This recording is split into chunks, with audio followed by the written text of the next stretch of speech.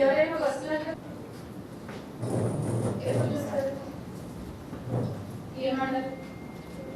so please ensure along with whatever cleanliness sanitation activities ఈ Friday dry day ఎక్కడ నీళ్లు నిలవకుండా చూసుకోవడం సో దట్ అక్కడ ఈ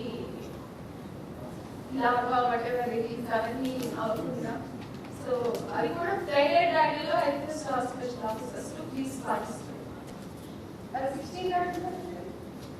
మేడం 16 చూసానంటారు చూసారు ఈ గారు వాటర్ ట్యాంక్ క్లీనింగ్ 16 చూసారా టైం అని చెప్పాను మేడం చాపిస్తో డేట్ కూడా రావాలి